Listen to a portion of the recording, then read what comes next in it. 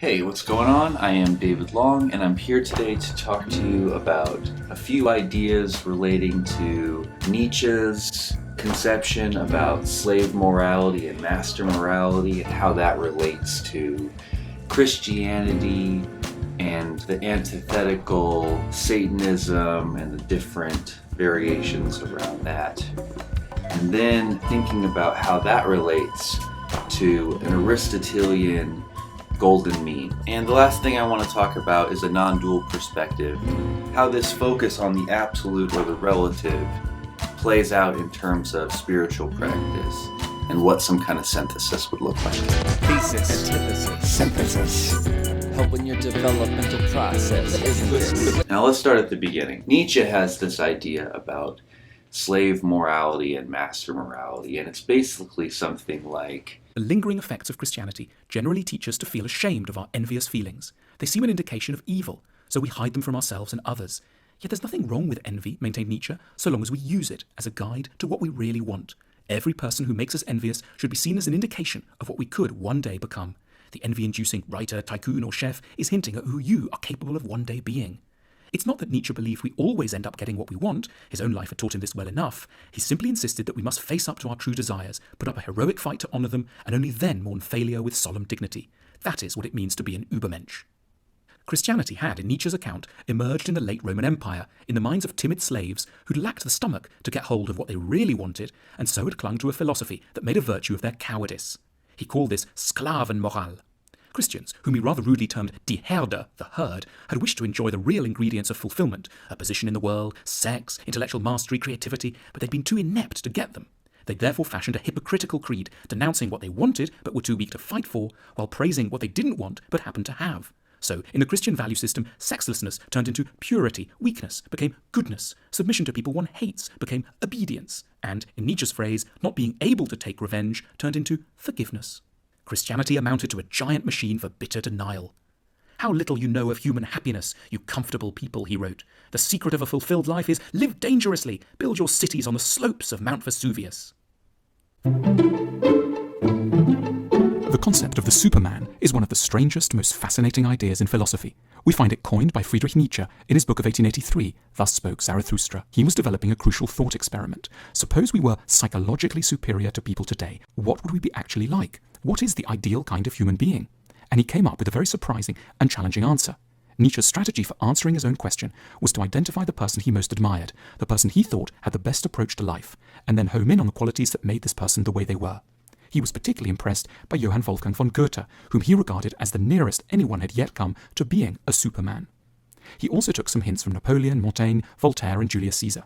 He concluded that supermen are going to have some wonderful and sometimes unexpected characteristics. They will make their own values. They'll be very independently minded. They won't ask, what do other people admire, and follow along. They'll carve their own path. Supermen accept that they might need to hurt people in the name of great things. They can be selfish in strategic ways. Greatness for them will be about the reform of humanity towards pagan values, the values of Goethe. Supermen will never be resentful of the success of others. They'll accept suffering as a necessary component of good things. They'll understand that they're hard to understand, and that therefore they may often be lonely. They'll be gentle towards the weak, out of consciousness of their own great strength. They'll be a little bit wicked around sex, by conventional standards. They'll not be humble, but rather delight in their own abilities. They'll be interested in the practical application of culture to raise the mentality of society. Nietzsche thought we would be surprised and sometimes a bit shocked by his list. He thought we'd be expecting that the superhumans of tomorrow would be deeply compassionate, very egalitarian, uninterested in rivalry, and perhaps have ambitions to make breakthroughs in science. But Nietzsche was arguing something else, that maybe being great involves some qualities that are a bit disturbing, and also that greatness means being interested in the salvation of mankind through culture. The word Superman is useful for getting us to think about who we would like to evolve into.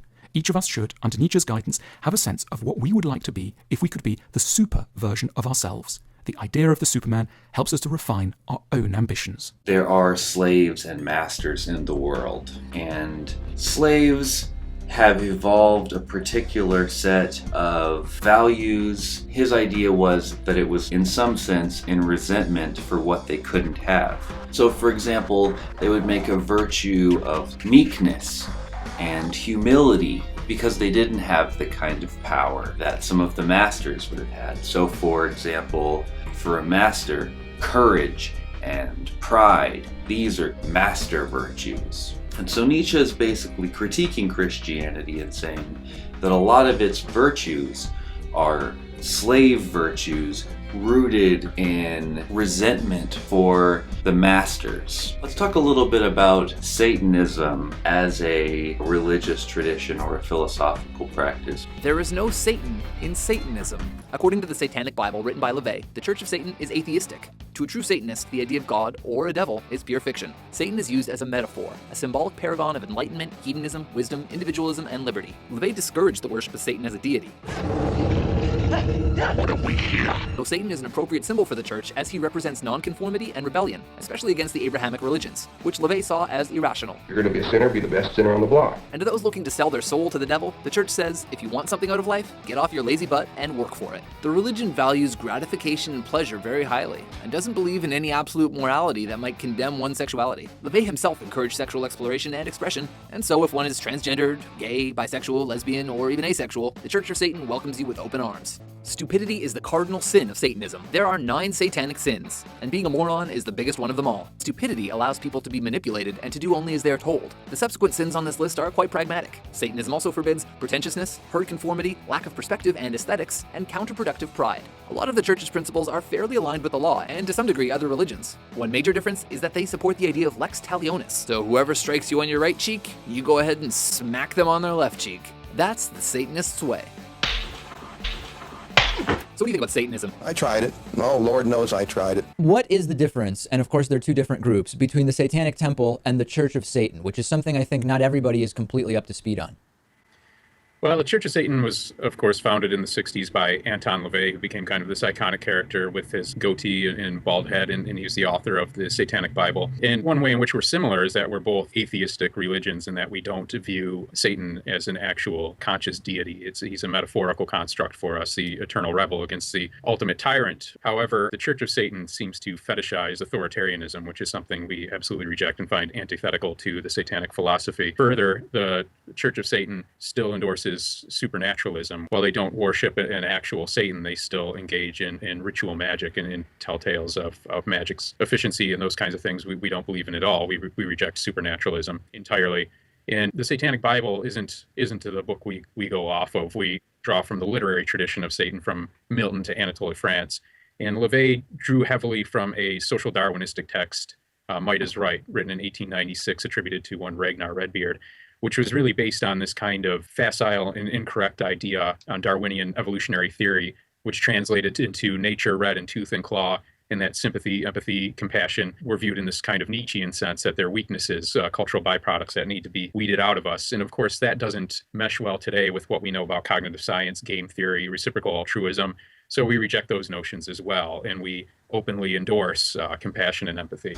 Now, generally, in the Christian themes, you have a more rejection of this world, of this life, of one's personal self, give up everything, die, and live for the next life. And that's kind of the theme. It's kind of a focus on the absolute and often a demonization of the relative, oh, that's flesh, that's of the world. It's well, that's the denial of nature. You cannot be saved by earthly wisdom. It's in the biblical tradition, all the way in Christianity and Islam as well. This business of not being with nature. And we speak with sort of derogation of the nature religions. You get a totally different civilization, a totally different way of living, according to your myth as to whether nature is fallen or whether nature is itself a manifestation of divinity. Carl Jung's idea, which he calls the archetypes of the collective unconscious. What do you mean by archetype? They are expressions of the structure of the human psyche. All the gods, all the heavens, all the worlds are within us. They are magnified dreams. One can say that the images of myth are reflections of spiritual and depth potentialities of every one of us. From contemplating those, we evoke those powers in our own lives. And to see life as a poem and yourself participating in a poem is what the myth does for you. Every mythology, every religion is true in this sense. It is true as metaphorical of the human and cosmic mystery. But when it gets stuck to the metaphor, then you're in trouble. For instance, when I was a little boy and was being brought up a Roman Catholic, I was told I had a guardian angel on my right side and a tempting devil on my left. When it came to making a decision of what I would do, the decision would depend on which one had most influence on me. And I must say that in my boyhood, and I think also in the people who were teaching me, they actually concretized those thoughts. That angel is a fact, and the devil is a fact, do you see? Otherwise, one thinks of them as metaphors for the energies that are afflicting and guiding you. There was the cobra, the giver of life, as a divine, positive, not negative figure. The Christian stories turned it around because the serpent was the seducer. Well, what that amounts to is a refusal to affirm life. The principal actors are pointing to someone else as the initiator of the fall. Yeah, but it turns out to be Snake. And Snake in both of these stories is the symbol of life throwing off the past and continuing to live. Why? Because the snake sheds its skin, just as the moon sheds its shadow. The snake in most cultures is positive, because the serpent represents the power of life in the field of time to throw off death. Women have paid a great price because in mythology, they are the ones who led to the downfall. Of course they did. I mean, they represent life. Man doesn't enter life except by woman. And so it is woman who brings us into the world of polarities and a pair of opposites and suffering and all. But I think it's a really childish attitude to say no to life with all its pain, you know? To say this is something that should not have been. And that love for this experience, no matter how horrific the experience, they love for it. So there's joy and pain in love. Yeah, but there is. I mean, love, you might say, is the burning point of life. And since all life is sorrowful, so is love. And the stronger the love, the more that pain, but love bears all things. Love itself is a pain, you might say, that is the pain of being truly alive. It's whether you're going to say no to the serpent or yes to the serpent. As easy as that. No to the adventure? Yeah, the adventure of being alive, of living. And so in the more pagan or satanic kind of traditions, they sort of take up the antithetical symbolism. They might take symbols like the goat, which is different from a sheep. Sheep go to heaven, goats go to hell. The image of the snake, valuing the wisdom from the tree of the knowledge of good and evil, the fruit of temptation, goddess worship. God and pussy, objects of desire and ill repute. Some rather seek up high than dig and grind that inner truth. So they take symbols like the devil, ideas like ego and pride, and this world and nature and sex, and all of the things that are rejected, and reclaim them and go, no, this is actually the stuff that we care about. This is actually the stuff that we value, and you can't just say it's bad or it's fucked up. No, we're gonna celebrate it. And so you have this sort of an extreme indulgence in materialism and the relative world of form, and a celebration of that. And both can be beautiful and horrible in their own kind of way. Christians can be kind of self-righteous prudes. Anyone ever notice that? And Satanists can be kind of hedonistic and maybe kind of out of control, a little crazy, maybe not in a good way. Maybe they both can be kind of inappropriate. That's pointing at some kind of middle point or a synthesis there. But I want to talk about these different dualities a little bit more. You know, I guess Nietzsche's saying that with all this humility and meekness and whatnot, the Christians are kind of pussies. But a lot of people would argue that, you know, all this idea of pride and arrogance and selfishness, maybe even to the point of violence, these people are kind of dicks. Should I go there? Yeah, fuck it, I'll go there. Pussies worshiping a masculine god, and dicks worshiping Mother Nature. Kind of interesting. So the Christians use the symbol of the cross. Now, what a lot of people don't realize, because they think it's actually a literal historical event, this is actually a symbol of death to self, a symbol of death to the ego. Jesus would encourage people to sell all their things, pick up their cross, and follow me. Like, the idea is your body is a temple for the living God, right? That kind of a thing. Where, like, you die to your ego and become a vehicle for what God wants to do. You living in service. On the other hand, the pentagram or the five-sided star is generally a symbol of the ego. A person is generally shaped kind of like a star, so that's like the symbol of the ego. And then in some versions, you have the upside down star, which is the satanic or pagan version of death to the ego. Like the Baphomet, for example, you get this kind of symbol. Baphomet means baptism in wisdom through death to self. So it's the same kind of death to self symbol that you get in Christianity, but in this case it's for earthly wisdom, for the relative good of the society, not for the absolute good of transcendence into heaven, right? Jesus on his tree and Buddha under his tree are the same image symbolically. It's the person who's died to the flesh and been reborn of the spirit. Similarly, in Buddhism, there's also this idea of a death to self. A Buddha is supposed to be like a burnt string. Looks like a string, but when you blow, there's nothing there. So there's this idea that you're walking around as this person who's already dead. So Christians worship the sun, the absolute. The sun represents the ever-shining light. And pagans or Satanists and whatnot are more interested in the symbolism of the moon, flux, the seasons. So you get kind of an idea of the basic versions of this duality. Apollo and Dionysus. Apollo is the god of reason and the rational. Nietzsche coined a term, the Apollonian, to capture the atmosphere and spirit of Apollo. It's all about reason, calm, wisdom, and logical thinking. Imagine it like some ideal, psychologically mature, confident grown-up. But then, for Nietzsche, there's this other god, Dionysus, who's the exact opposite. He's about chaos, emotion, instinct, and impulse. The Dionysian involves runaway passion, sex, madness, and chaos. Dionysus is also the god of wine. We're all a tantalizing mix of Dionysus and Apollo.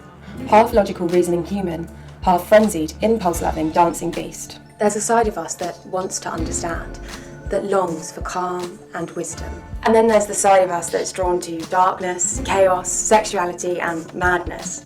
Alright, now bear with me. What about Jedi and Sith? Here's another one of these kinds of dualities. Let's look at the Jedi Creed versus the Sith Creed. Gotta ask Google. Jedi Creed. Here's information from Temple of the Jedi Order. Alright, here we go. The code. This is about the light side of the Force, right? There is no emotion, there is peace. There is no ignorance, there is knowledge. There is no passion, there is serenity. There is no chaos, there is harmony. There is no death, there is the Force. And let's see if we can find the Sith Code.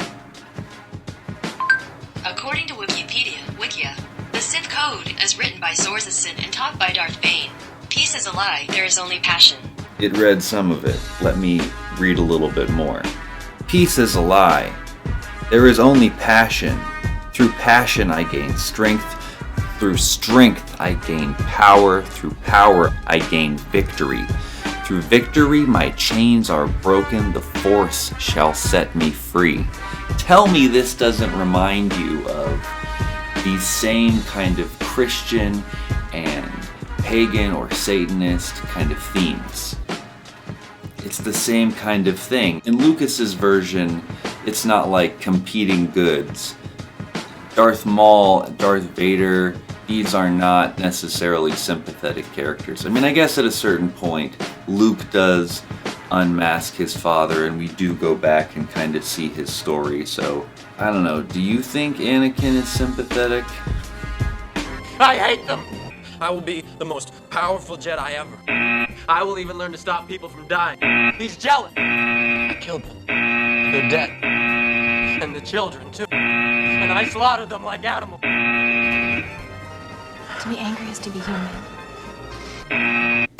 It's a tough one. But I guess the idea in Star Wars is that Luke Skywalker brings balance back to the Force. You refer to the prophecy of the one who will bring balance to the Force. By embodying this non-dual principle to some extent.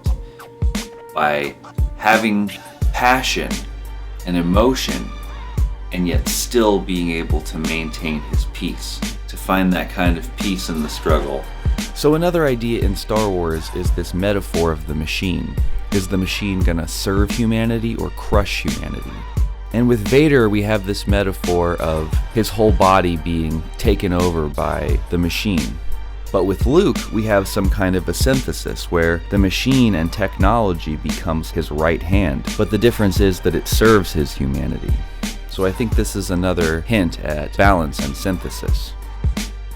And as I'm scrolling further down in this Wikipedia page, it says there is somewhat of a non-dual synthesis where it says something like emotion, yet peace, ignorance, yet knowledge, passion, yet serenity, chaos, yet harmony, death, yet the Force. And that's getting into synthesis. Let's move forward. This is where I think I want to talk about this idea of the Aristotelian Golden Mean, which is an idea of synthesis. Aristotle set himself the task of identifying the factors that lead people to have a good life, or not. He suggested that good and successful people all possess distinct virtues, and proposed that we should get better at identifying what these are, so that we can nurture them in ourselves and honour them in others. Aristotle zeroed in on 11 virtues: courage, temperance, liberality, magnificence, magnanimity, pride, patience, truthfulness, wittiness, friendliness, modesty. Aristotle also observed that every virtue seems to be bang in the middle of two vices. It occupies what he termed the golden mean between two extremes of character. For example, in Book 4 of his Ethics, under the charming title of Conversational Virtues, Wit, Buffoonery, and Boorishness, Aristotle looks at ways people are better or worse at conversation. Knowing how to have a good conversation is one of the key ingredients of the good life, Aristotle recognized. Some people go wrong because they lack a subtle sense of humour. That's the bore, someone useless for any kind of social intercourse because he contributes nothing and takes offence at everything. But others carry humour to excess. The buffoon cannot resist a joke, sparing neither himself nor anybody else, provided that he can raise a laugh, and saying things that a man of taste would never dream of saying. So, the virtuous person is in the golden mean in this area, witty but tactful. A particularly fascinating moment is when Aristotle draws up a table of too little, too much, and just right around the whole host of virtues. We can't change our behaviour in any of these areas just at the drop of a hat, but change is possible, eventually. Moral goodness, says Aristotle, is the result of habit. It takes time, practice, encouragement. So Aristotle thinks people who lack virtue should be understood as unfortunate rather than wicked. What they need isn't scolding or being thrown into prison, but better teachers and more guidance. So for Aristotle, he's saying that these different values and virtues lie in this mean or this middle point between these two extremes.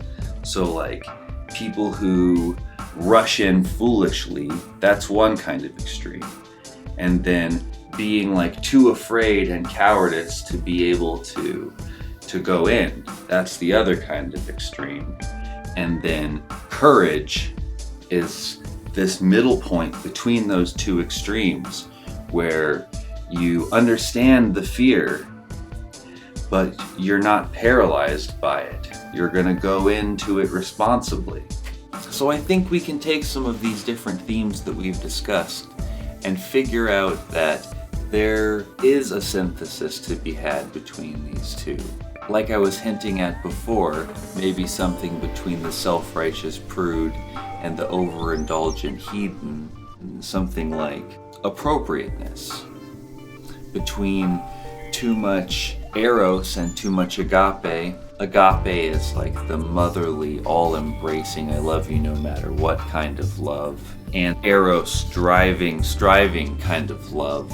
The more masculine, I expect you to do this and have respect for your mother and you're gonna be a good person, you're gonna live up to these standards. Person who is too much on the driving, striving, pushing, I love you, I want you to be your best, that can really wear a person out. And on the other hand, if you're too much into the agape, motherly kind of love, you can actually start to become an enabler and kind of cripple growth and let them kind of stagnate in overprivilege. So there's some kind of balance to be had between that, and that's probably something like skillful means, being able to realize both kinds of love at the same time with the person, where you're there for them and you're going to encourage them in an appropriate kind of way. Extreme arrogance and extreme humility. Extreme arrogance to the point where you're making claims beyond your ability to know, and extreme humility to the point where I can't even get you to say that you really even know some of the most basic things. So having some kind of integrity, being able to hold both an appreciation of the mystery and also an understanding of wisdom. So between this peace and passion dichotomy that the Sith Jedi bring up, I think there's something like responsibility, both to listen to what they have to say and appreciate their perspective, and also to give your perspective in return. I think a lot of our integral values, even the idea of integral values at all, are a type of synthesis. If you look at the projects like conscious capitalism or collective individualism, these are two of the type of synthesis you see from the individualistic or agentic or the collective and social themes.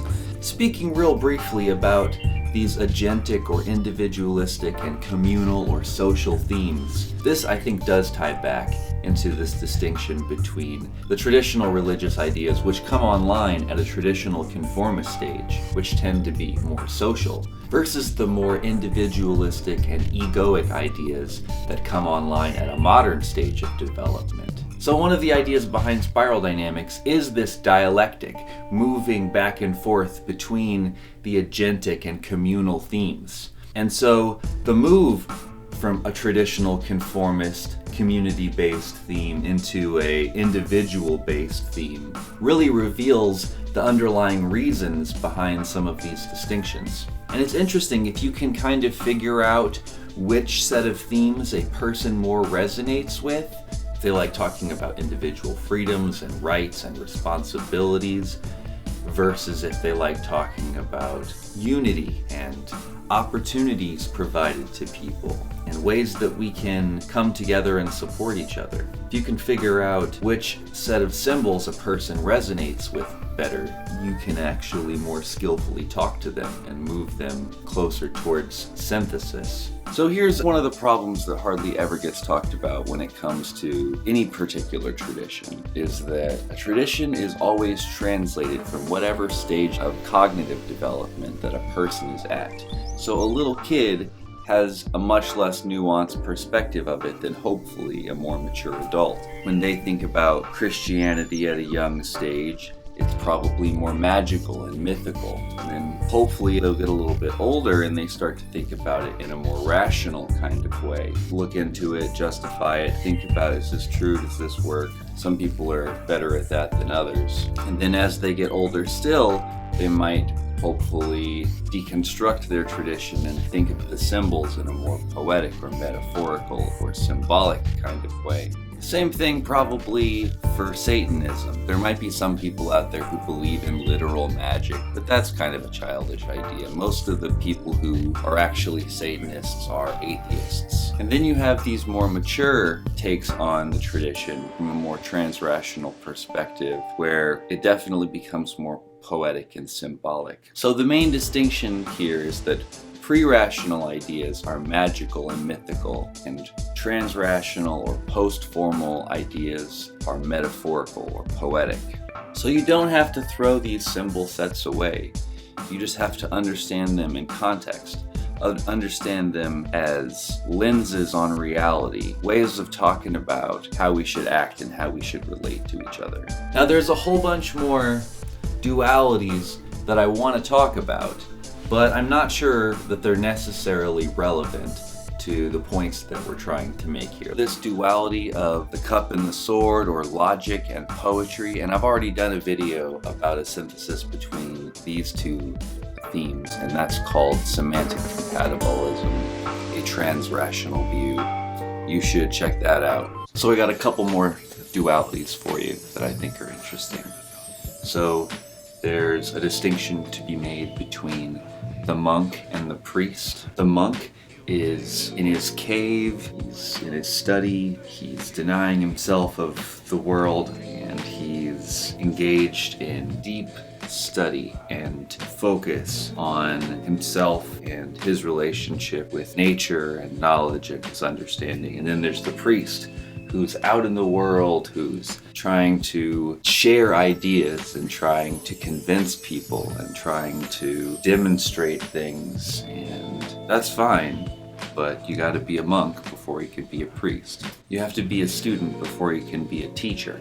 And it's also always good to learn more. So sometimes it's appropriate to be a teacher, and sometimes it's appropriate to be a student, and to find some kind of balance there where you know your own kind of natural growth hierarchy, and you know where it's appropriate for you to assert your authority and where it's appropriate for you to submit to someone else's authority, right? So kind of related is this other duality that I like. I think it's very interesting. It's about power dynamics, and it's the difference between samurai and ninja. I actually have the tattoos on my arm. These are power dynamics that create each other. So for example, if you look at just the kanjis, the symbols, ninja is actually 2 words. It's patient warrior. And this symbol of nin, of patience, is 2 symbols. It's a symbol of the blade with like a drip of blood and the symbol of the heart. And then the symbol of the samurai is also 2 symbols, which is the symbol of a temple and the symbol of a man, so a temple man. The samurai is very concerned with honor. It's all about how you do things. It's all about maintaining your pride.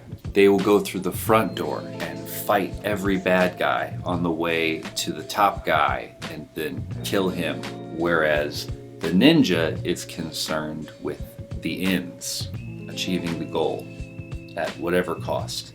So they will sneak in the middle of the night and poison that dude while he's asleep. They wear all black and they go out at night. They cover their faces in hidden darkness and anonymity, whereas the samurai is like a cop kind of figure, like a public figure. And these 2 create each other.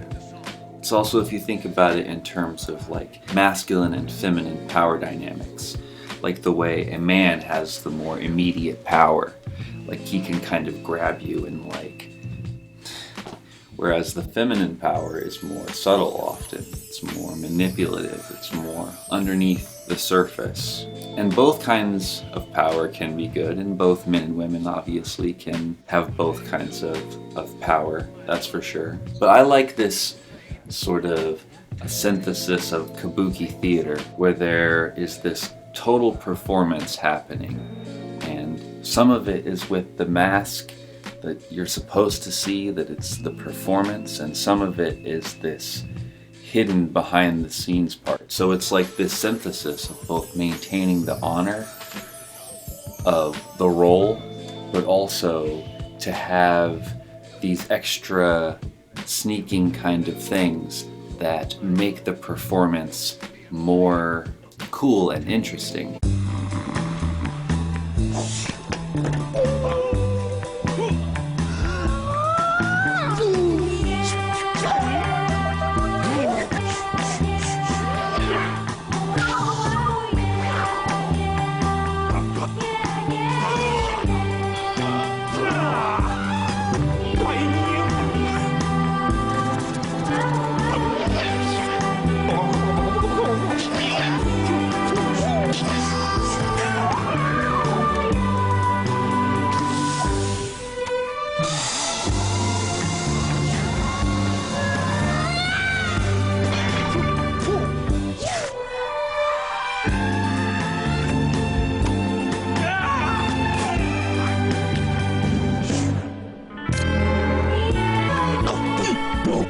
So manipulation gets kind of a bad rap.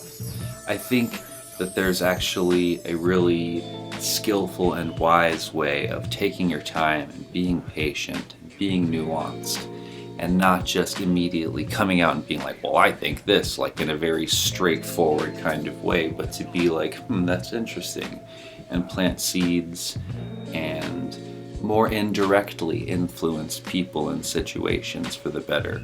I think that there's a way of maintaining your honor and also achieving the end in a really skillful way that doesn't have to negate one another. So there's some kind of a synthesis there. Another one we could talk about would be comedy and tragedy. And you've probably already started to notice that these dualities don't all overlap over top of each other in a clean and precise kind of way. But they are helpful to think about these different dynamics in relationship to each other and how they do arise in relationship to each other. It's very tempting to go down that rabbit hole of paradoxical dualities and their potential synthesis. But I think we're going to have to stay focused and keep moving for right now. This non-dual perspective between being and becoming, being able to hold both and actively engage with the world from this big picture perspective, between a transcendence of all that is and a more relativistic extreme that only focuses on materialism and the ego.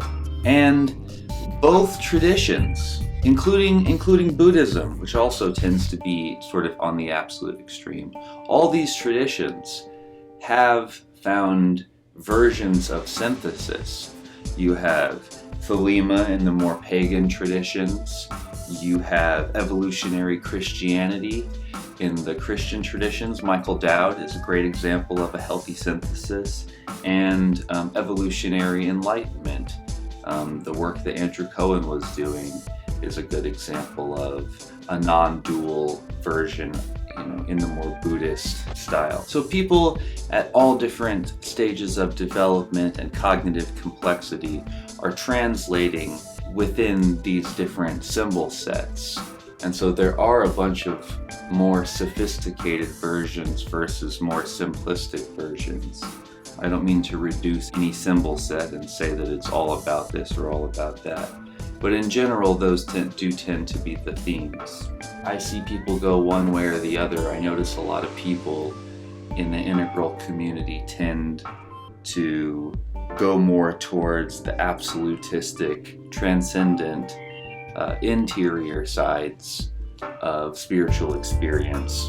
I also notice that there's still a tendency amongst even what seems like should be more sophisticated thinkers to literally demonize people who are into the more pagan, satanic kinds of symbolism because they're afraid of what it entails, and its aesthetic can often be presented in kind of an in-your-face sort of isn't this scary and creepy and weird sort of a way. So it's kind of understandable, that's part of the problem with being so antithetical and putting a lot of energy into trying to reclaim what's been pushed down. But I would encourage those people who feel like that to really take a good hard look and to listen and to really try and integrate some of your shadow on this, because there are virtues and boons that these traditions celebrate that other spiritual traditions flat out reject, deny, and demonize, and that's not healthy either. You really need to have a good, healthy balance of horizontal and vertical development, an ability to transcend with some kind of a state training practice. That's also part of a self-mastery practice, where we can come back and take action and create and focus and harness our will towards the end of something greater, that being and becoming. State stages are fundamental paths in the contemplative traditions around the world. Now, of course, the surface structures vary enormously. With structural development, you're increasing the number of perspectives you can take. That's basically what it is. It's fundamentally that simple. With states of consciousness, you are going through realms of reality that you're going to disidentify with, and in both of these, both states and structures, you have a self-sense, a separate self, whose main function is identification, identity. It identifies with these. And so both in vertical growth, what happens is the self first identifies with, well, we can use the chakras as examples of structures. They're, again, not as precise as some of the Western models, but it works well and people understand it. Every time you go up a structure, you're increasing the amount of perspectives you can hold. That's a fundamental aspect of what we would call vertical enlightenment. In structural development, you are stripping your identity with these lower chakras and increasingly identifying with higher chakras, higher structures of perspectives. And in state training, you're doing the same thing. You're going from an identity that's mostly material-oriented, outward world-oriented, ego-oriented, into a subtle dimension of luminosity and interior archetypes and interior vision.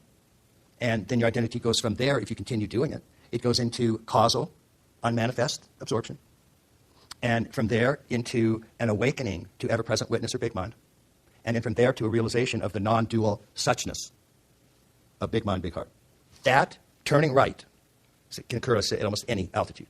These are two independent variables. So what we want to do is sort of keep both of those in mind, because this is a growth sequence, two types of growth sequence that up to this point nobody had seen. First of all, that they both existed. It was one or the other. And second of all, how both of them need to go together and need to basically be mastered in the sense of that wakefulness, capital W, doesn't just go through vertical structures of increasing perspectives. It goes through horizontal states of increasing disidentification. And the net result is basically a freedom and a fullness.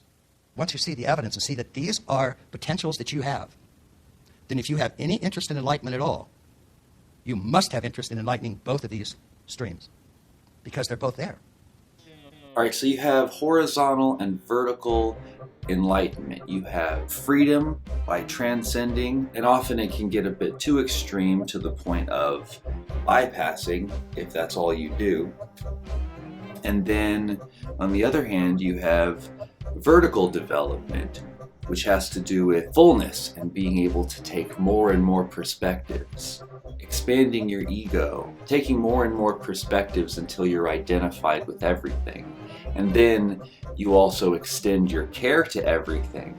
And without a little bit of an ability to step back in a more horizontal kind of development, there can be the danger of caring too much to the point where you actually become unskillful in a situation because you aren't able to find any kind of a peace in the struggle. So both of these dimensions can be really important. Another way that it's often talked about is in terms of being and becoming. And this is more on the practice of the absolute and relative side. For example, on the absolute side, there's an idea that you can rest in being. So you can either meditate and find the still point in yourself in Buddhism, or if you're a Christian, you can trust that God has a plan. You can let go and let God. And both of these can tend to be kind of a bypass. And some people argue that it's a kind of egoic, selfish, childish, escapist thing to do. Then in the relative dimension, there's the more becoming, creating, doing kind of a dimension.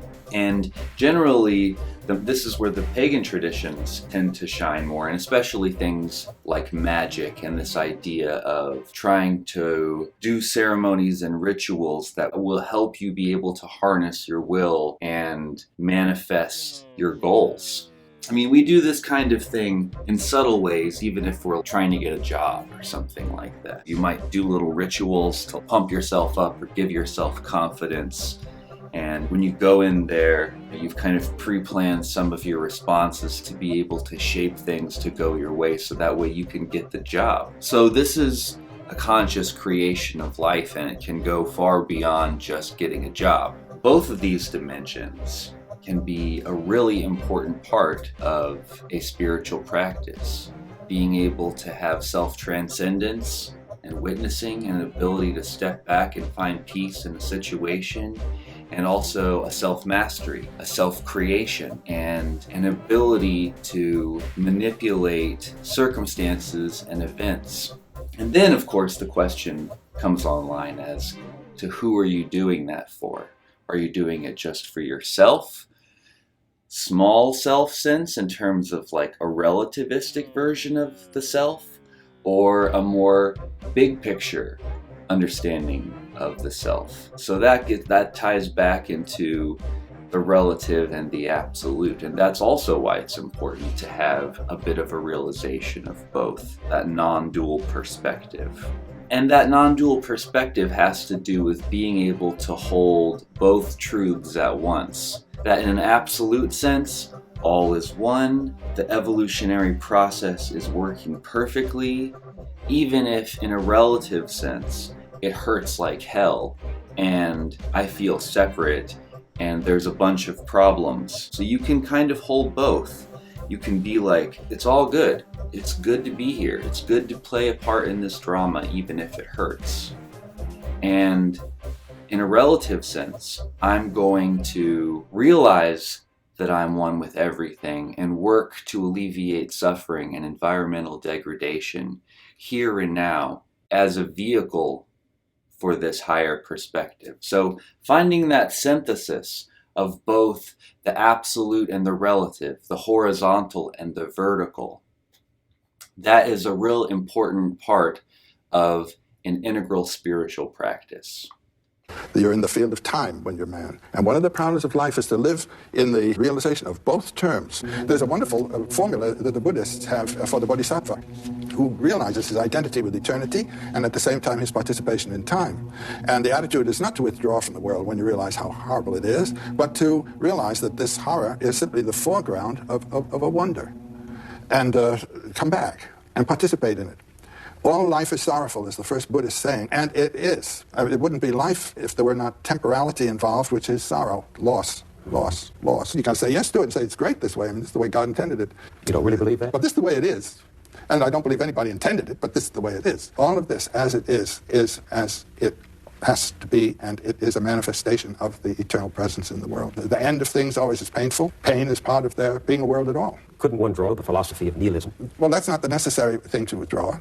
You could say, I will participate in this row, and I will join the army, and I will go to war. I will participate in the game. It's a wonderful, wonderful opera, except that it hurts. Recently, there's been some conversation of being versus doing, and I'm hearing maybe a little bit of creating versus experiencing, and that we potentially create at the gross, subtle, and causal level and experience there as well. Can you speak to that? I mean, I hear a call to action. Yes, I'm definitely emphasizing the doing or creative dimension versus the being dimension. I think we've had since the 60s, everybody's been talking about, be here now, and now we have the power of now. It's the same old thing. I think it's the last thing we need is more be here now. It's not enough. Even in terms of our evolution and development and understanding what enlightenment is about, is a lot more than that. Of course, to have a real integrated understanding of what enlightenment is, it has to embrace both dimensions, right? So the absolute nature of everything as it already is inherently free and inherently full and inherently perfect. But that's just the foundation, and upon that foundation, there's an urgency. I believe that we need to embrace this one upon this creative or evolutionary principle. I believe that, particularly because of the time we're living in, that's what we need to be doing. But even when we talk about this stuff, we need to talk about it in such a way that's literally going to light a fire underneath us. The problem is, what happens most of the time is we're all so, wound up and so uptight and so lost in our own narcissism. Someone says, calm down, transcend the mind, be in the moment. We go, and then we smile, and then we feel the relief, and we say, that's it. And that's not it. That's just, all we're feeling is some release from our kind of narcissistic self-obsession and just relief from, quote unquote, the burden of existence, which is ridiculously enough how a lot of us actually feel such a burden to be alive, which is so ridiculous, because when you realize that the universe can only know itself through you and through I, it's not a burden to be alive, it's the greatest gift to be a human being, because it's only human beings that have this capacity for consciousness that we're speaking about. So it's the greatest gift and the greatest luxury to be you and I right now at this particular time, you see? And so, of course, so in the way that I'm presenting it, of course, I'm emphasizing this creative dimension very deliberately for very clear reasons. A lot of the ways people think about non-traditional, very personalized spirituality is so about feeling good. I don't think awakening is really about feeling good. I think it's about something much more important than that. Because if you realize who you are and you begin to do the right things for the right reasons, because you have to, not even because you want to, but because you must, then there's a rightness that you feel about self and life. Okay, it's so far beyond feeling good. You might feel better than most people ever feel, and other times you might feel much worse than other people, simply because of how deeply and how profoundly you're actually engaging with the human experience. But we've got to stop thinking about just as being in the moment and feeling some peace. I mean, it's so paltry. Not less being, just more doing. Right, exactly. Except if you get stuck in doing, he'll go after that. Well, yeah, because that would be doing that's not informed by Make sure you get that part. The mind of enlightenment. Well, because where's the doing coming from? Yeah. Where are you going? Where is the compulsion to do coming from in the self? There are a lot of people doing great work that are not being compelled by the mind of enlightenment. We're talking about being compelled from the deepest and highest part of the self. The ego is always going to be ambivalent, because look, who created the universe? God created the universe. God's the energy and intelligence behind it, the nature of which is ecstasy. So there is no hesitation in that part of you right now. That part of you experiences that compulsion as an ecstatic obligation. And that part of you experiences no sense of hesitation whatsoever. Of you. But of course the ego is full of fear and hesitation and doubt. It's identified with the past and the way things have been, and what about me, and what if things change, and all the rest of it. And on it will go, ad infinitum, forever. And so finally, a kind of a decision has to be made, if you can permit me for saying this, for eternity. See, that's when you're really start playing in the big leagues. When it's not a choice you make, well, I think I'll make that choice in my life right now. You say, no. It's ultimately a choice in relationship to eternity. Because when an individual awakens in this way, and they make this choice, it's not just for this lifetime. It's not just for this lifetime. For eternity. That's why I'm doing this shit. I'm playing my part, man. This is my art, man. I'm never through with this shit. You play your part, man. I never ever will quit. Share your heart, man. I'm manifesting heaven in this. And nobody debates this nested nature of reality. Subatomic particles within atoms, within molecules, within cells, within organisms, within planets, within galaxies. Notice at all nested levels, every level can bring something new into existence that never existed before. Every level exhibits the powers of the creator. Stars are creative. They create the very periodic table of elements. Molecules in a community are creative. Hydrogen and oxygen come together, water is created. So we see this, at all nested levels, creativity exists. And what we now know, and I say know rather than believe, is that ultimate creativity, God, the goddess, whatever your name for ultimate creativity, didn't merely make everything at the beginning of time the way a potter makes a pot or a carpenter makes a table. That divine creativity, God's creativity, exists throughout the entire universe in a nested sense. And from this vantage point, God is not a supreme landlord residing off the planet and outside the universe. A supreme engineer who made this clockwork universe. God is nothing less than a sacred, proper name for that ultimate creative reality, the largest creative reality that includes it all yet transcends it all. Notice this is a God beyond belief or disbelief. This is a God that is undeniably real in every drop of experience. You may or may not choose to call ultimate reality God, but that reality is itself undeniable. In fact, the Stoic Greeks, you know what the Stoic Greeks called ultimacy? The largest nesting doll or the largest nesting reality? Cosmos. A proper name, an I-thou relationship. Cosmos. Not the cosmos, little c, like, the pulpit. No, then it would be an object. No, cosmos, a living being they were part of. See, we are a subset of the whole. We can't get outside the whole to examine it. So I have to use analogies and metaphors to describe the nature of ultimacy. What this means, of course, is that there's no one right way to talk about ultimate reality, which I realize is probably preaching to the choir here, but this may be news to many of your neighbors. The universe as a whole has gone from simple atoms to more complex atoms, to molecules, to more complex molecules, to creatures, to more complex creatures, to societies and more complex societies. And we are part of that process. Human beings are literally, the universe, after some 14 billion years of unbroken evolution, now becoming conscious of itself. We are literally creation becoming aware of itself. We're the universe becoming conscious of itself. We didn't come into the world, we grew out of it. In the same way that apples grow out of an apple tree.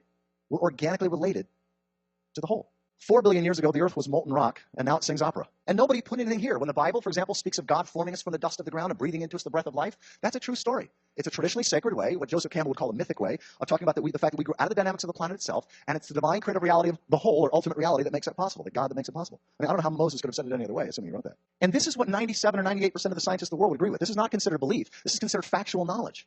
And as this knowledge is integrated into our religious traditions, which over the course of the next several decades it will be, each religion will see that its own core insights, its own core doctrines are larger, more meaningful, and have more this world reality than ever before. This is part of the gospel, the good news of evolution. It helps us know we're not separate from the divine. The divine is up to something, and we co-create with the divine when we work for justice, for peace, for sustainability. When we just listen to someone, we are the divine. We are God in that process, doing God's work in this world. How did life create greater complexity, interdependence, and cooperation at larger and wider scale? When we learn that and align our laws, our medicine, our politics, our economics, our education with the way life works, with the way God works, we can move into a healthy future. We can co-create thy kingdom come, thy will be done on earth as it is in heaven. We can come to understand, what does it mean for me as an individual to be in integrity? What does it mean for us as a couple to be in integrity? What does it mean for us as a family to be in integrity? What does it mean for us as a congregation to be in integrity? How can we come into Christ at all nested levels, into integrity? And that is a key piece of guidance that a sacred understanding of evolution offers. It restores realistic hope.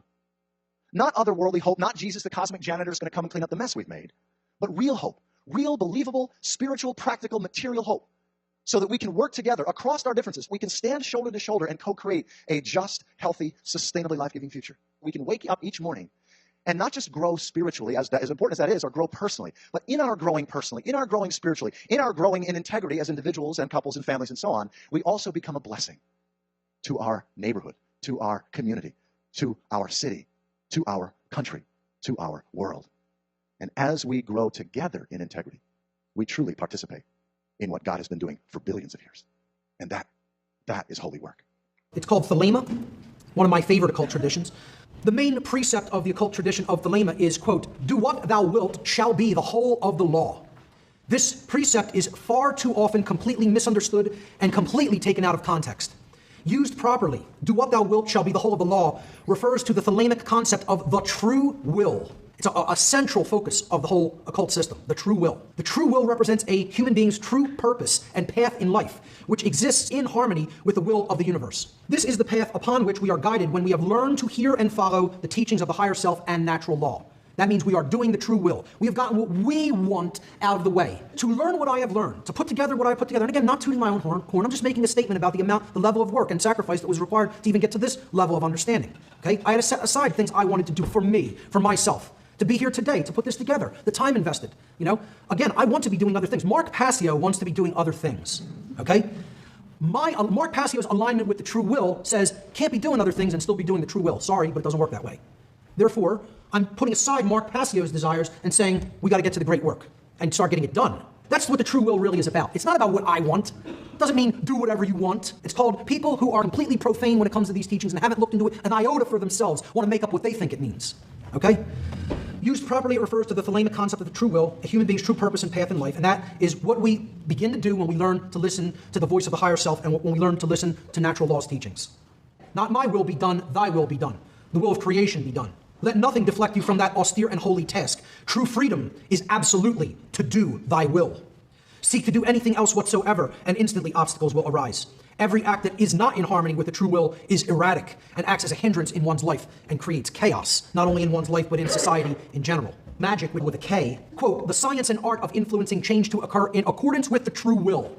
Okay? Now notice that is different than sorcery. You're aligning yourself with the will of creation. This clearly distinguishes true magic, or what Crowley referred to as magic with a K, from sorcery, which is, quote, the science and art of influencing change to occur in accordance with the ego-driven will, lowercase w will, of the practitioner.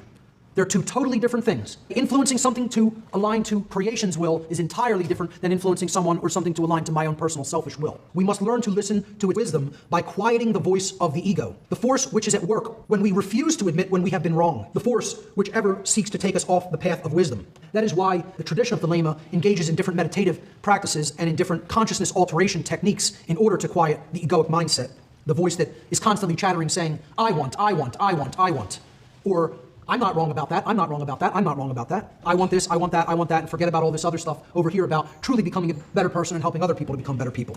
We don't have time for that. I have too many things I want. The thalamic principle of do what thou wilt shall be the whole of the law must remain in context with the statement which follows it. Love is the law. Love is the law. Love under will, which means love must be the foundation of the will.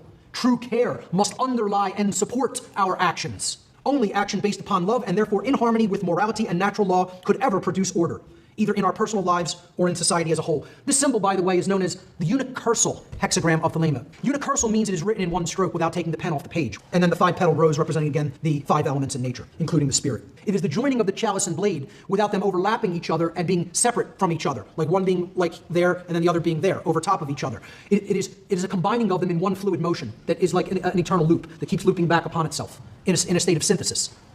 Thanks for watching. I used a lot of clips in this. I want to definitely recommend everybody check out the School of Life page. They have lots of cool philosophy videos and even different stuff about philosophy, about relationships and life and different little things. And all these like very cool, bite-sized, animated clips that are pretty entertaining. Other talks I've done that you can check out that are related to this video are the 4 S's of an integral spiritual practice, which talks about trying to find a holistic practice. You probably already have some kind of spiritual practice, but this is thinking about ways that you could expand it to make it more holistic. And check out this clip about a healthy relationship to life, and this video about the pre-trans fallacy to learn more about these distinctions between pre-rational ideas, which are magical and mythical, and trans-rational ideas, which are metaphorical. Anyways, thank you so much. It was great to talk to you today about synthesis. I'm interested to hear your feedback. Please tell me what you think. Send me any kind of questions you might have about these different symbol sets and traditions. And if I can, I'll answer them. Thanks so much for your time. Peace. An idea of synthesis. Synthesis. In the middle, that is where I always want to be. transcending both the opposites, cause I know they both are me. Life's a riddle, and now the time has come for you to see. The answer lies beyond, within, transcending you and me. As you get pulled into the opposites of fear and desire. Yeah, I'm a non-dual consciousness taking me high, while you project into your past.